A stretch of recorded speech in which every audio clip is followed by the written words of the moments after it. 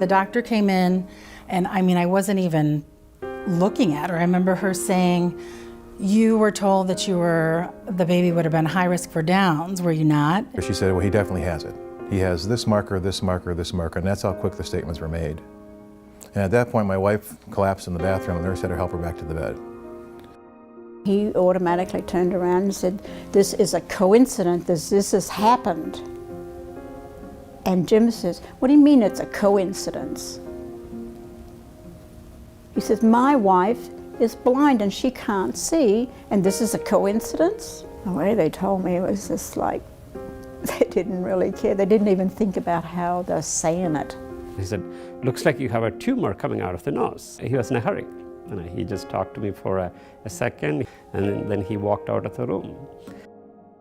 She said, "I just want you to know that, this diagnosis is really good because kids like her usually die from, this type of infection. But what she doesn't realize is that she just categorized my child as a kid like her instead of really seeing her for who she is." He said, "We told him that we are going to give him chemotherapy, but it's going to buy time because he will die very soon." The way he said it was very harmful and hurtful, actually.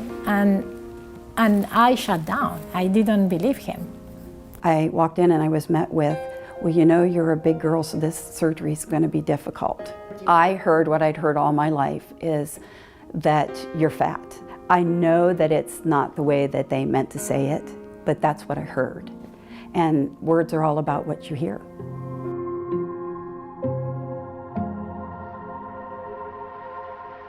When I went to the second surgeon, it was never even brought up. That doctor also leaned in and said, "Don't worry about this. We're going to take care of this, and I'm staying with you the whole time." He didn't care what my scale said. I remember the surgeon leaning over me right before I went under, and he said, "I am going to take very good care of you." And it was that one human connection, when I looked into his eyes, that I finally went, "Oh, okay." She was talking with me, not at me, and she was asking me, "Tell me about your mom." And I realized that she was doing that so that the type of interaction that she was going to have with my mom, she could make it real. He was real gentle.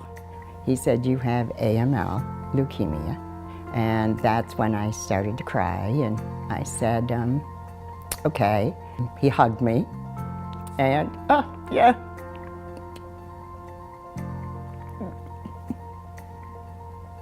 And that put me at ease. And I walked out of his office after a very good appointment, and he walked one direction in the hallway and I walked the other with my wife. And he turned around and he called my name and he said, "Mr. Schmidt."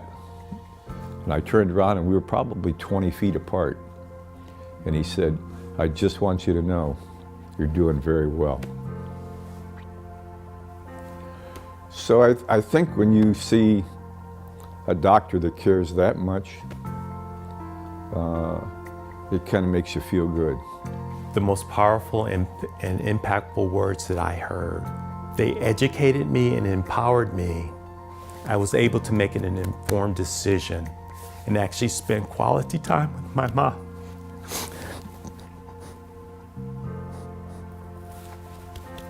At the end of her life.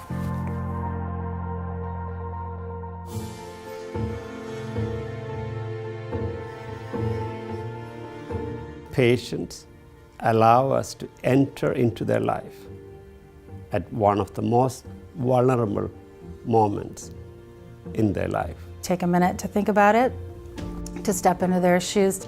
Be honest, but with some empathy. Those are the words that we as patients will remember. You have the power to change a life. You have the power to lift someone up or to devastate them. The last words that you say to a patient may be the ones that they really remember. And sometimes you're so scared and you're so lost that the right words can be the only thing that keep you going.